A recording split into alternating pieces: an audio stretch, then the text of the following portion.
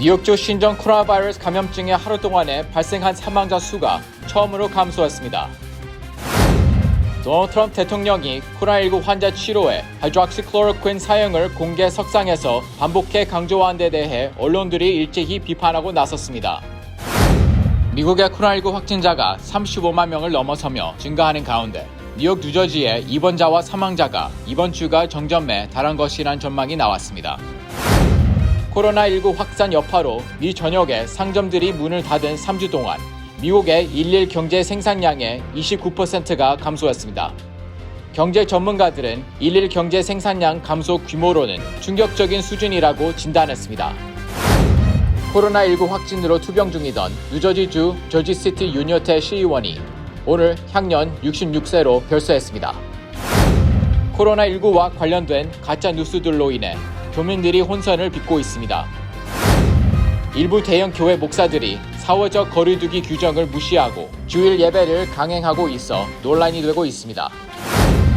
미국 유명 토크쇼 진행자 오프라 윈프리가 코로나 바이러스 피해 규호 활동에 $10,000,000를 기부하기로 했습니다. 뉴욕시 교육국은 보안 문제가 발생한 원격 화상 수업 시스템인 줌 사용을 금지했다고 밝혔습니다.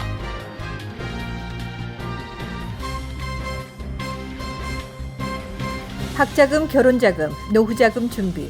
뉴 밀레니엄 뱅크가 알뜰한 적금 상품을 준비했습니다. 3년 만기 적금 연이율 무려 2.65%, 무려 2.65%. 뉴 밀레니엄 뱅크와 함께 미래를 준비하세요. FDIC member and equal housing lender.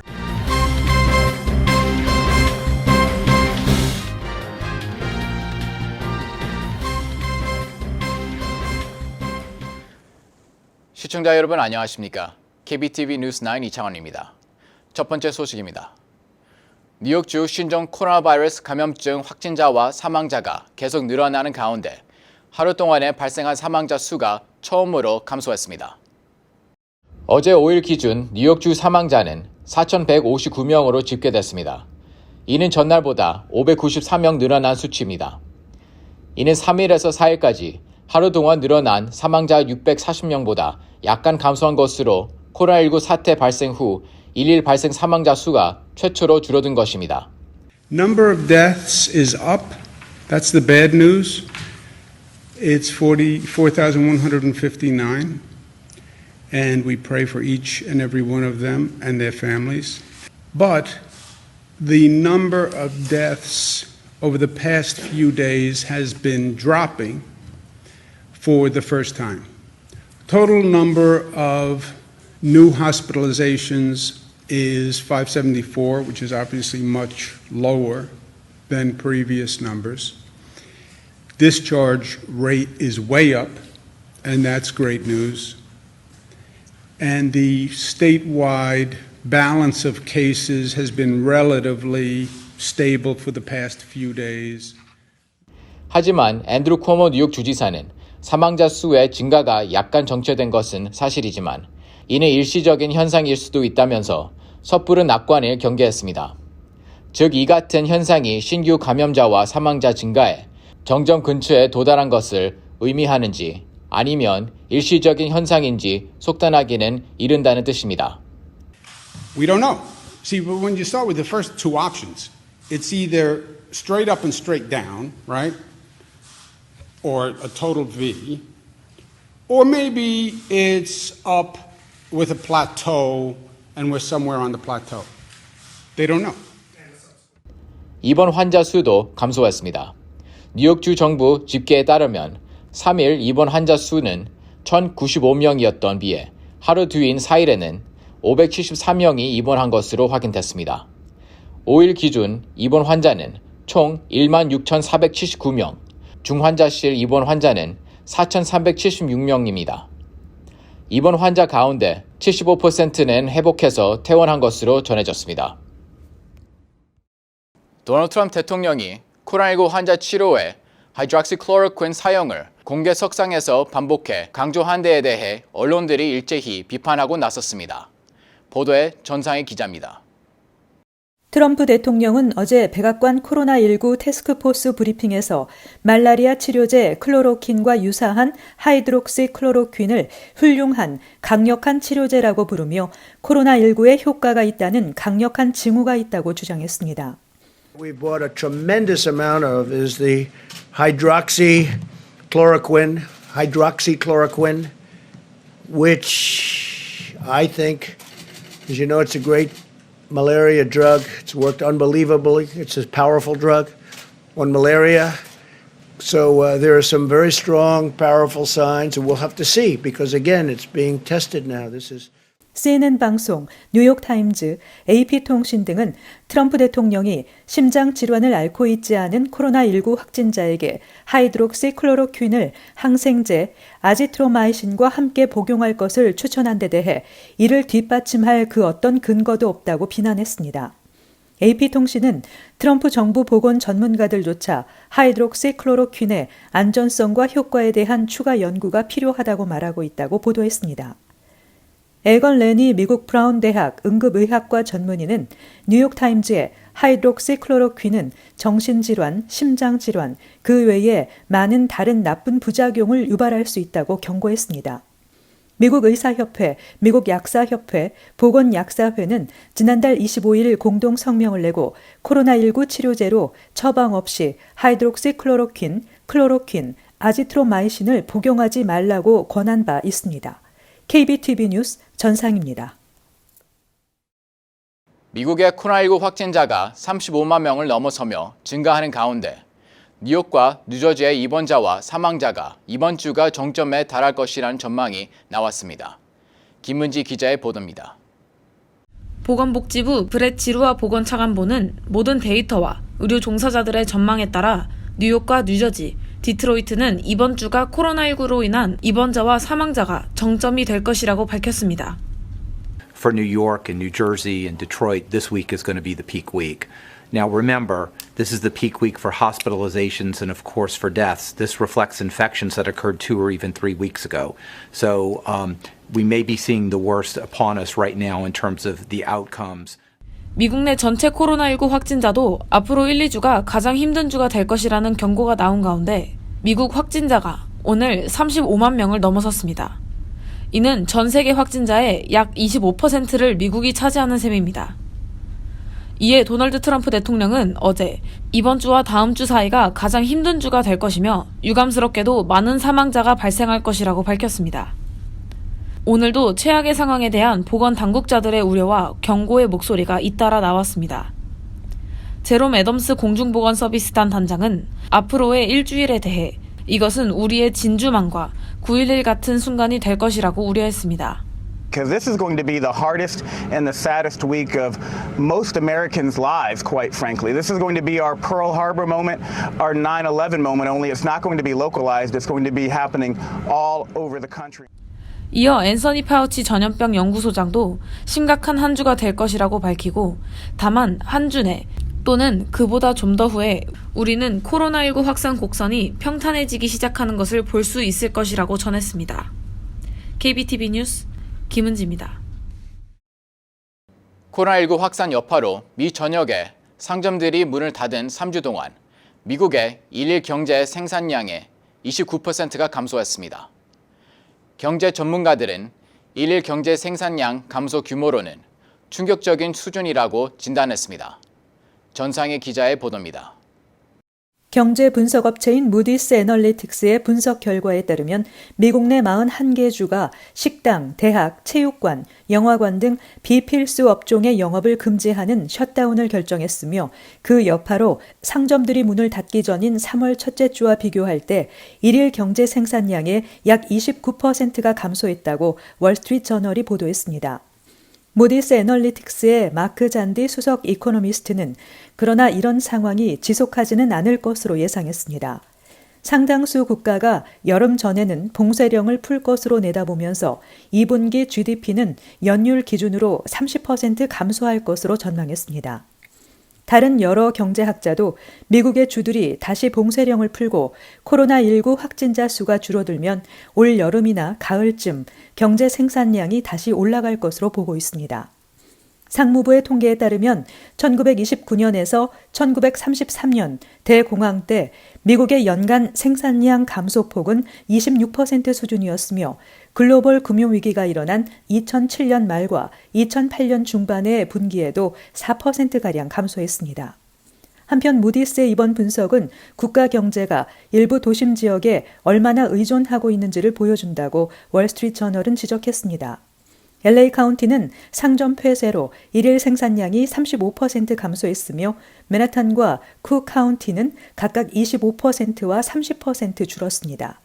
이 세 지역만 합해도 미 전체 일일 생산량의 10%가 감소한 것입니다.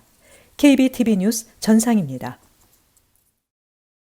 코로나19 확진으로 투병 중이던 뉴저지주 저지시티 유니오테 시의원이 오늘 향년 66세로 별세했습니다. 뉴저지 저지시티 유니오테 시의원은 지난달 29일 고열과 호흡 곤란으로 저지시티 메디컬 센터 입원해 중환자실에서 인공호흡기 치료를 받아오던 중 오늘 오후 12시 20분 별세했습니다. 윤 의원은 지난달 확진 판정을 받은 동료 의원과 접촉한 뒤 증상을 보인 것으로 알려졌습니다. 윤 의원은 지난 3월 16일 코로나19 의심 증상을 보여 입원했고 29일 코로나 양성 확진 판정을 받고 코로나와의 사투를 벌여왔지만 결국 이겨내지 못했습니다. 1954년 대구에서 태어난 윤 의원은 1979년 미국으로 이민 왔으며 1994년부터 2001년도까지 허리슨 실업인 협회 회장을 지냈고 93년부터 2001년까지 저지시티 부시장으로 미 주류 사회에서도 신망을 받아왔습니다. 윤 의원은 이 같은 공로를 인정받아 지난 2012년 한국 정부의 국민훈장 모란장을 수상하기도 했습니다.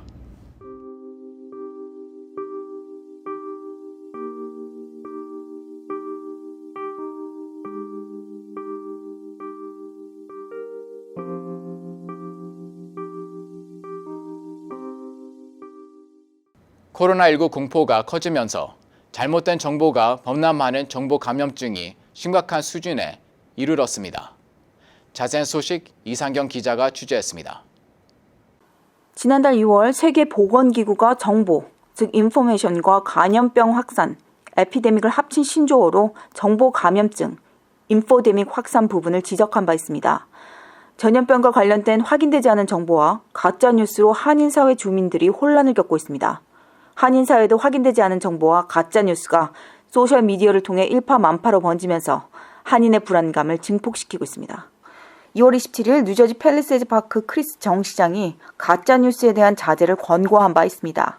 당시 한인마트에 교인이 왔다 갔다는 괴담이 삽시간에 퍼지면서 뉴저지 일원 한인사회에 큰 충격을 주었습니다.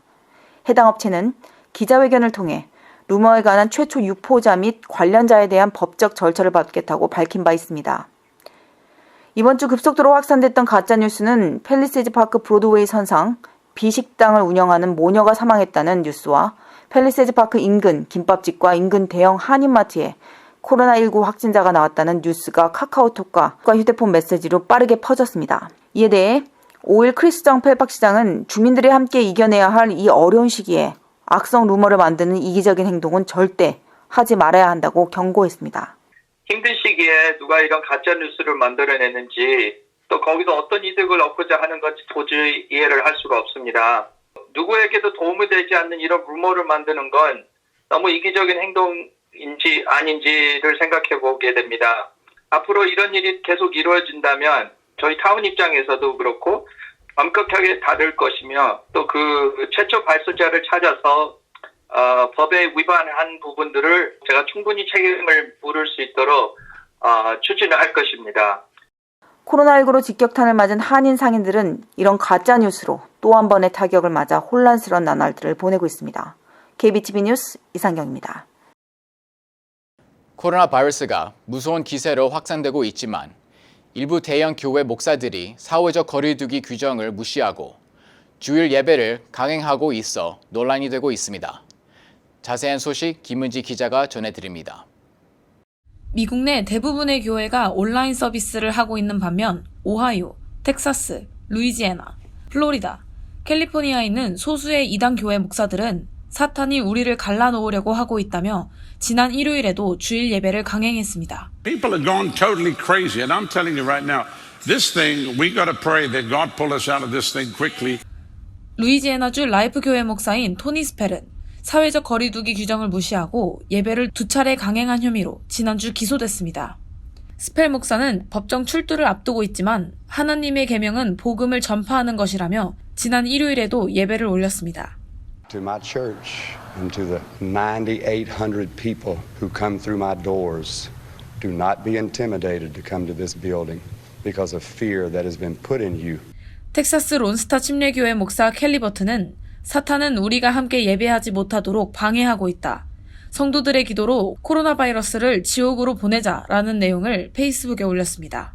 이 교회는 지난 일요일 주차장에서 예배를 진행했습니다.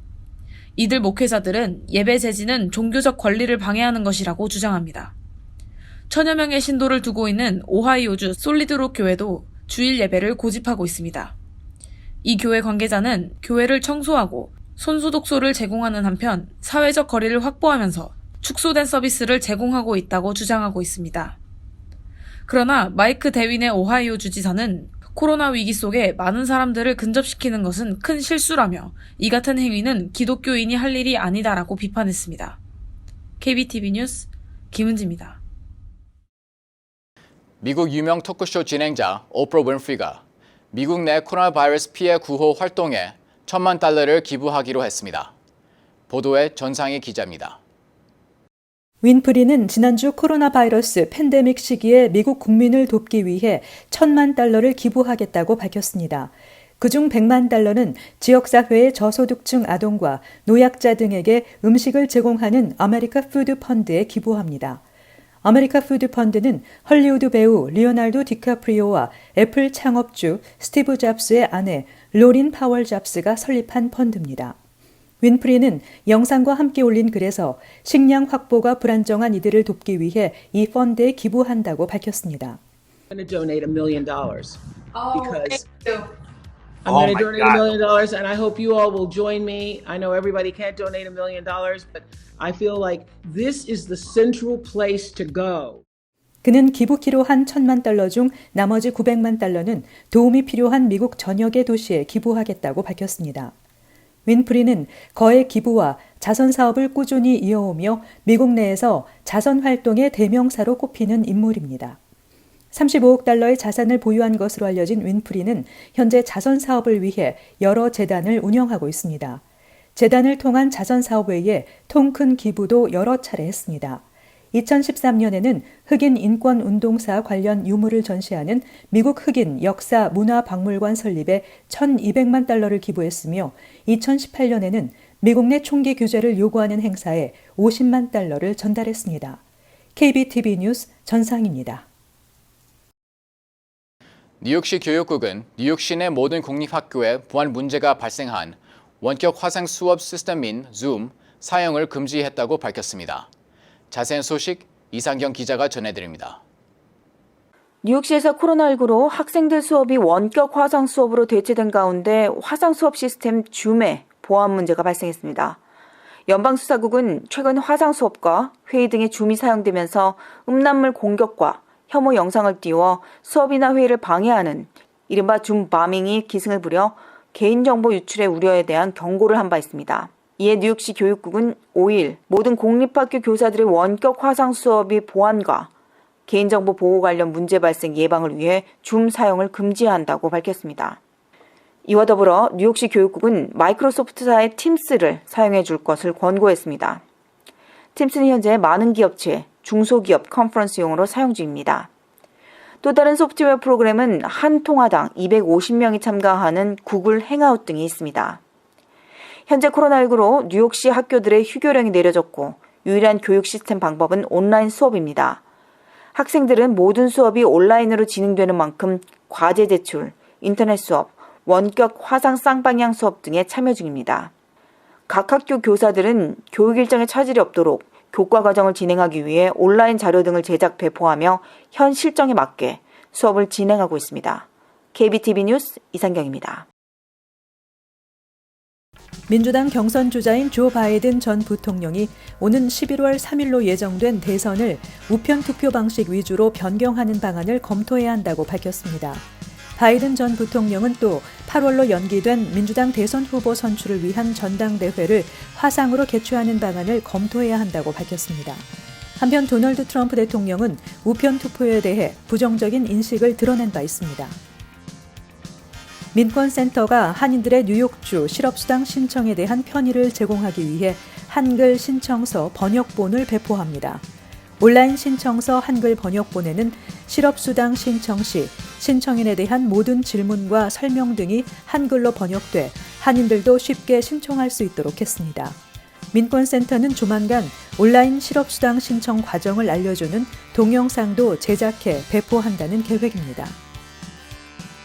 세계적인 성악가 조수미 씨가 코로나19로 고통을 겪는 팬들을 위해 직접 피아노를 치며 노래 선물을 하는 동영상이 화제가 되고 있습니다. 조수미 씨는 용감한 의사와 간호사, 그리고 어려운 환경 속에서 희생해주는 많은 분들을 위해 슈베르트의 아베 마리아를 불러드리겠습니다라며 직접 피아노를 치며 노래를 선물했습니다. 제너럴 모터스 GM이 600개의 부품 공급 협력 업체들에게 의료용 마스크 생산에 대한 지원을 요청했다고 CNBC가 보도했습니다. GM은 오는 8일까지 2만 개의 마스크를 생산할 계획이라고 밝히며 인공호흡기 생산량을 늘리기 위해 변텍 생명 시스템과 긴밀히 협조하고 있다고 강조했습니다. 트럼프 행정부는 지난주 국방물자 생산법을 발동하며 제조업체들에게 마스크 생산과 수출 금지를 요구한 바 있습니다. 이어서 포커슨과 커뮤니티 브리핑이 이어집니다.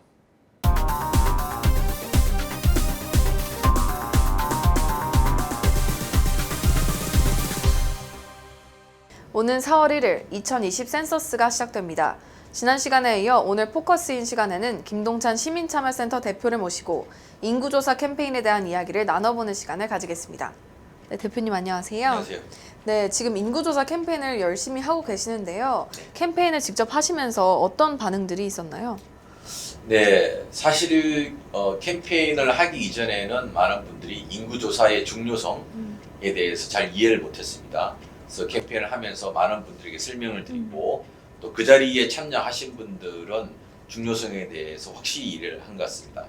그렇지만 제가 판단하기로는 연세 드신 분들이 인구조사를 혼자서 하기에는 많은 어려움이 있을 것 같다. 특히 이제 집으로 내일부터 3월 12일부터 각 가정으로 인구조사 질문지를 발송을 하는데 이게 전부 영어와 스페니쉬로만 발송을 합니다. 만약에 한국어로 하려 그러면 온라인을 통해서 할 수밖에 없거든요.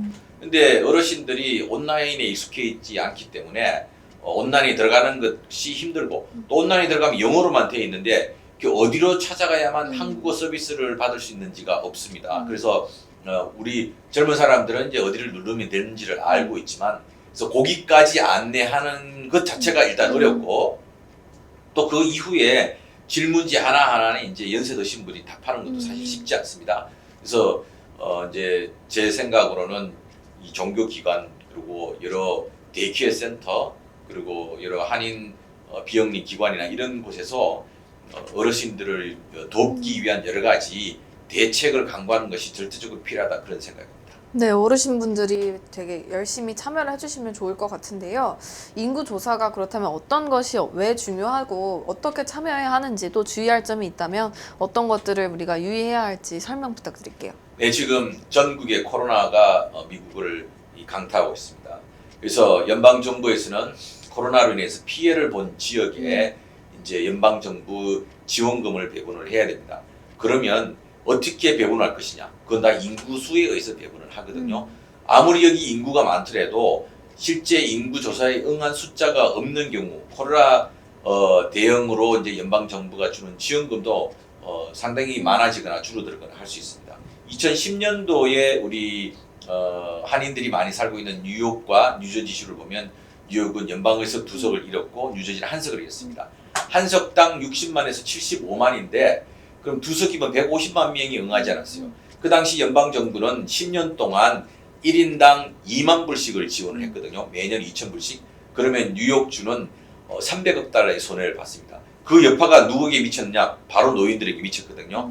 노인들이 주거 비용에 대해 40% 일괄 삭감하고 메디케이드 삭감되고 또 학교 공립학교나 이런 데 지원되는 돈들도 많이 삭감이 되고 그래서 이제 10년 전이라서 다 이제 기억을 잘 못하지만 그런 여파들이 미쳤는데 또 하나는 뭐냐면 서류가 없는 분들 그다음에 현재 이민 스테이터스가 없이 일시 와 있는 유학생들이라든지 지상자들 그리고 영주권 신청하기 위해서 와 있는 분들도 참여를 많이 안 했습니다.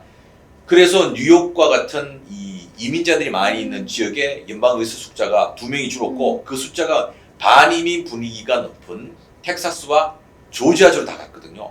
그래서 연방의회에서는 오히려 반이민의 목소리가 더 커져버린 거거든요.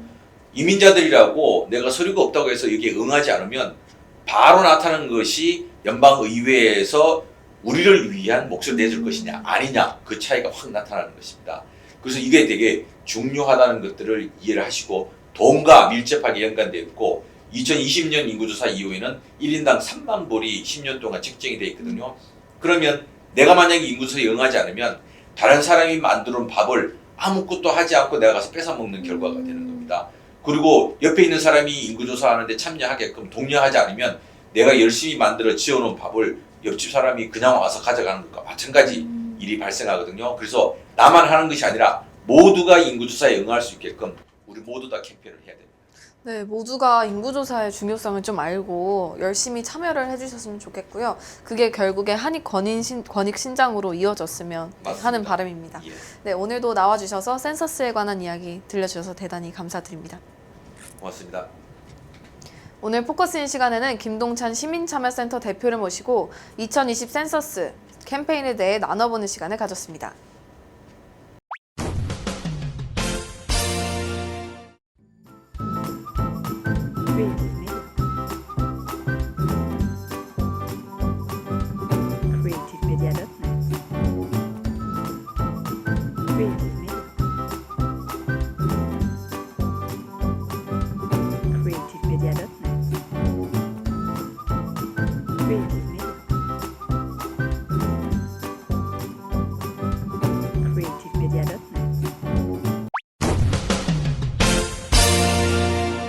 이어서 환율과 증시 전해드립니다.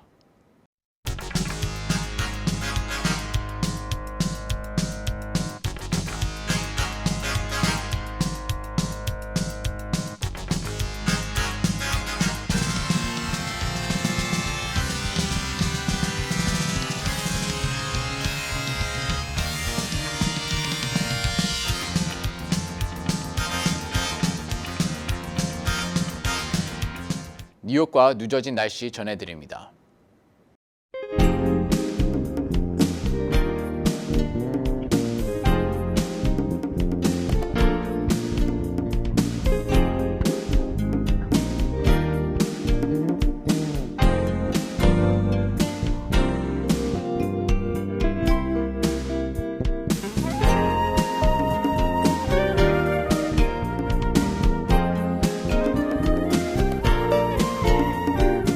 코로나19의 확산으로 불안감을 느끼는 요즘입니다.